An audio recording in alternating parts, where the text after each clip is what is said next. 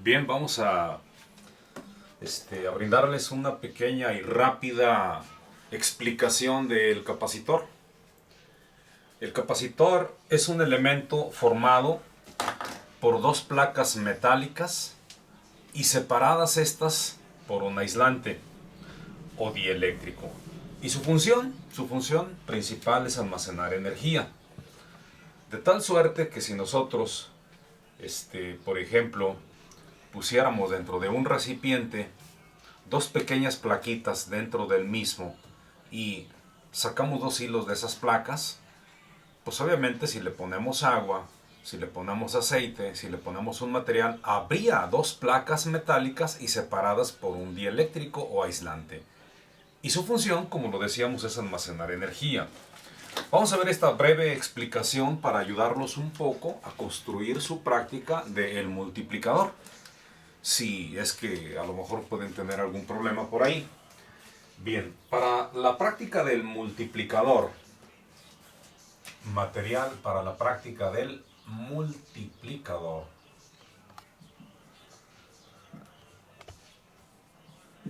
será un protoboard, que viene siendo una tablilla con orificios, ¿verdad? Para la cual espero todos la sepan utilizar y sin problema. Y si no, bueno, pues me lo indican para proporcionarles un video al respecto. Vamos a ocupar también un cable de línea. Cable de línea. Aquí tenemos un cable de línea que es fundamental para conectarse a la energía eléctrica. Vamos a ocupar un transformador. El transformador puede ser un transformador, el clásico, que tiene derivación central, como lo vemos aquí. Aquí está la alimentación, aquí tiene dos hilos por acá y por acá tiene tres hilos. Si se fijan ustedes en la parte del cuerpo, el transformador tiene una inscripción. Esa inscripción obedece al voltaje que él entrega en el secundario, el cual un momento más y platicaremos un poquito de este. Hay transformadores, por ejemplo, en comparación, este es de 24 voltios, como lo ven ustedes, y este también es de 24, pero ¿qué observan? Bueno, lo que observamos es el tamaño. El que está en el lado, en este extremo, este transformador, por ejemplo, es más pequeño. Este es de medio ampere o 500 miliamperes y este es de 1 ampere, como lo observan. Y hay transformadores incluso más voluminosos, dependiendo entonces las características y necesidades del mismo. Los transformadores los fabrican con voltajes típicamente de 6, 12, 18 y 24 y 48 voltios típicamente en el secundario, cuando son transformadores reductores o de bajada. Tenemos también los diodos rectificadores. Los diodos rectificadores que pueden ser también de diferentes tamaños, ¿verdad? Por ahí en alguna explicación anterior ya platicamos sobre los mismos. Aquí tenemos, por ejemplo, dos diodos rectificadores. Este que es más pequeño, que es aproximadamente de 1 ampere, y este otro que tenemos por acá, que es aproximadamente de 3 a 4 amperes. Entonces los diodos, pues hay también de diferentes capacidades, y el capacitor electrolítico. Y el tema que nos corresponde el día de hoy, algo así mini rápido, mini breve, va a ser el capacitor, para que ustedes tengan un poquito de conocimiento sobre el mismo. Vamos a entrar de lleno al capacitor, ¿verdad? Que es pues un botecito, ¿eh? Es un elemento que, como lo observamos, aquí lo tenemos, ¿verdad? Es un componente que si nosotros abriéramos por dentro del capacitor, encontraríamos que tiene dos placas metálicas y separadas estas por un aislante. Bien, los capacitores pueden ser del tipo fijos o del tipo variables. Cuando se trata de tipo fijo, lo más normal es que tengamos capacitores electrostáticos. Y si es del tipo fijo, también pudiera darse el caso que tengamos capacitores electrolíticos. Vamos a ver uno y vamos a ver otro. Por ejemplo, el clásico capacitor electrostático, ¿verdad? Aquí lo tenemos, por ejemplo. Es conocido como, por ejemplo, esta es una pastillita que estamos viendo aquí. Esto que tenemos aquí es una pastillita. También los hay de este tipo. Estos capacitores son electrostáticos. Y los capacitores electrostáticos no tienen polaridad. No tienen polaridad. Al no tener polaridad, nosotros podemos indistintamente ponerlos en el circuito en donde lo vamos a utilizar. Los podemos poner de esta manera o los podemos poner al revés y no pasa nada, puesto que no tienen polaridad. Pero los capacitores electrolíticos sí tienen polaridad. Vean cómo el símbolo es diferente. Debe de estar incluido ahí el símbolo. Si nosotros confundimos el símbolo, perdón, la polaridad, y le ponemos la polaridad al revés al capacitor, lo más seguro es que se caliente, se infle y explote. Y cuando esto ocurre, pues nos va a dar una angustiosa sorpresa. Así que tengan mucho cuidado de no confundir la polaridad en el capacitor electrolítico. Y los capacitores variables son capacitores, pues obviamente que tienen un mecanismo para poderlo mover y manipular y así hacer la capacitancia variable. Lo que hace simple y sencillamente el capacitor variable es retirar o acercar las placas. Si las placas se acercan, la capacidad o capacitancia incrementa. Si las placas se retiran, la capacidad disminuye. Entonces, estos variables pues obviamente no los vamos a tocar. Estos capacitores que tenemos en la parte de abajo es la forma física como los vamos a encontrar.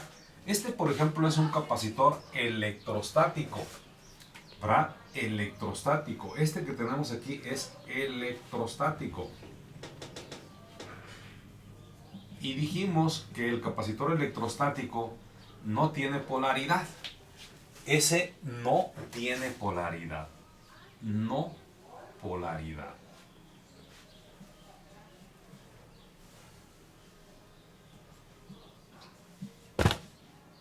No tiene polaridad este capacitor. Alcanzamos a apreciar aquí un numerito, ¿sí? Ese numerito que tenemos aquí regularmente nos refiere el valor en picos.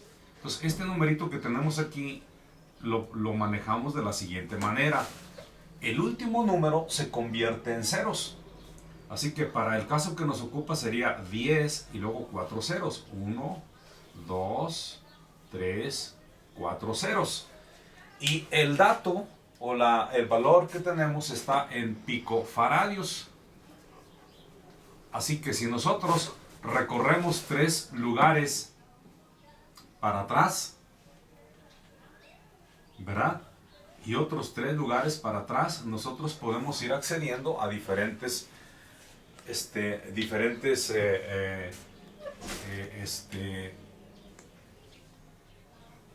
diferentes valores, sabiendo que hacia abajo nosotros tenemos submúltiplos.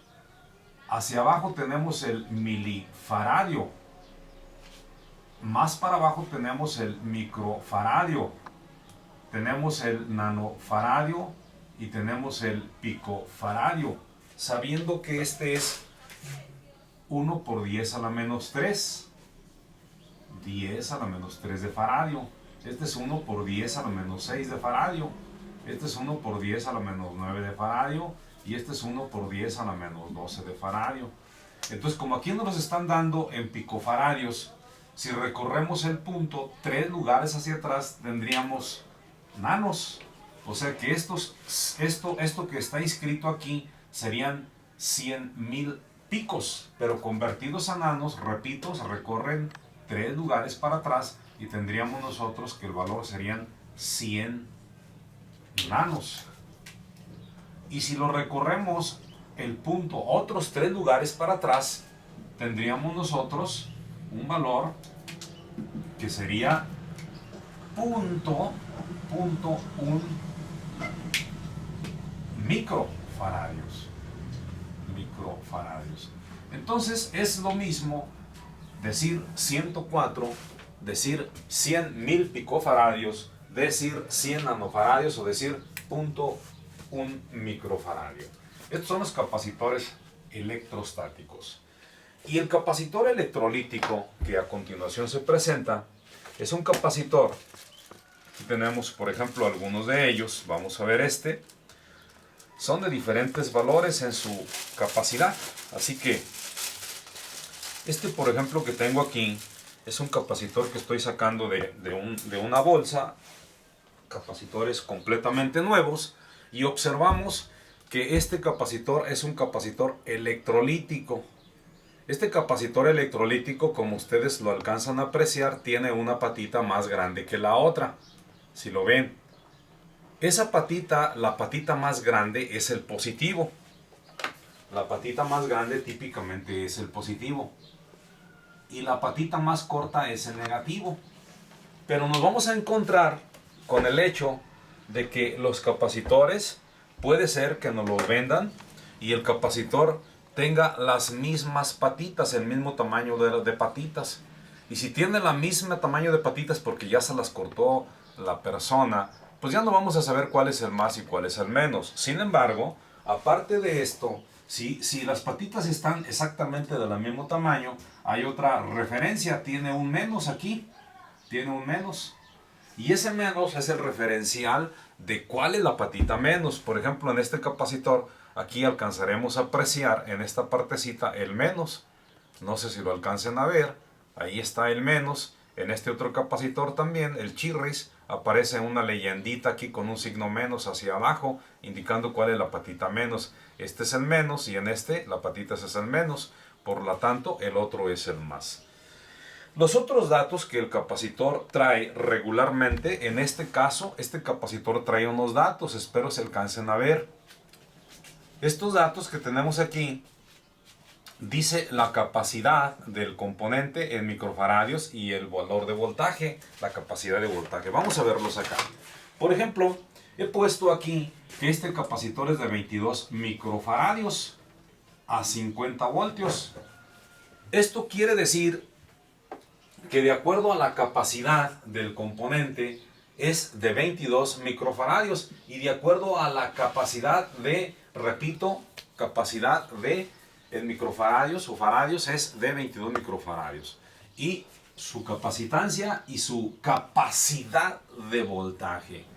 O sea, entre las patitas lo máximo que podemos nosotros ponerle son 50 voltios.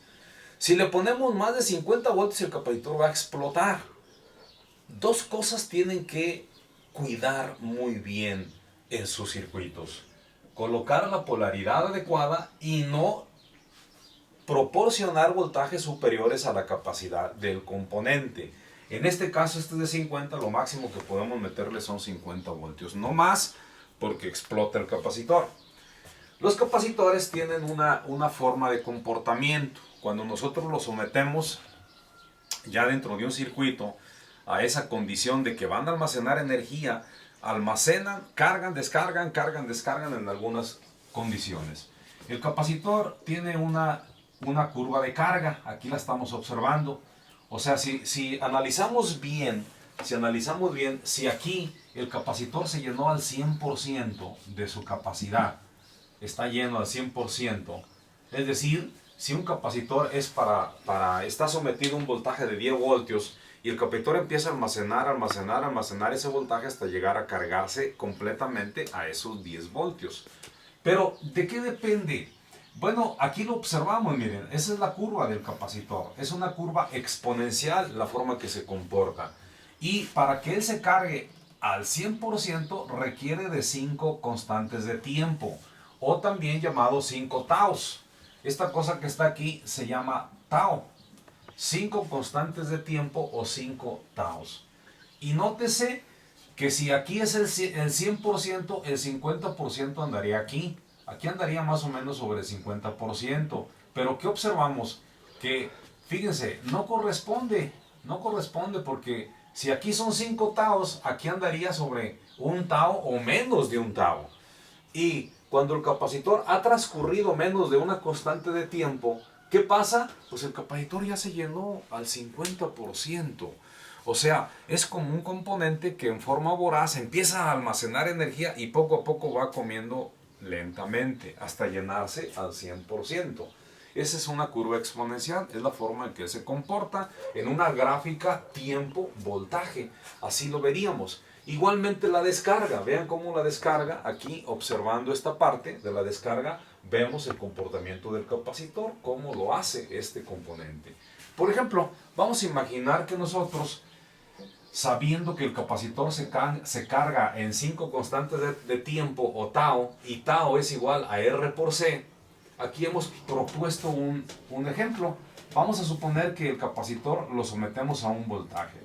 Le ponemos una resistencia de por medio y ponemos el capacitor. Es decir, aquí le vamos a aplicar un voltaje entre este punto y este punto. La resistencia multiplicada por el capacitor me da tau. Y si eso lo multiplico por 5, encuentro la carga completa de este componente. Por ejemplo, para el caso que nos ocupa, tendríamos la siguiente operación. Tau será igual a 22.000, que es el valor de la resistencia, multiplicado por 47 microfaradios, pero microfaradios es 10 por 10 a la menos 6 de farad. Entonces, finalmente tau, para el caso este que nos ocupa, tendríamos que es de un valor, vamos a calcularlo, 22.000 multiplicado por el capacitor, que es 0.4047, nos da un valor de 1.034. 1.034 es el tau de segundos. Y 5 taus, por tanto, que es la carga completa del capacitor, lo multiplicamos por 5 y tendremos nosotros 5.17. O sea que en este escenario, en un escenario como este, nosotros veríamos que nuestro capacitor se va a cargar en un tiempo igual a 5.17 segundos.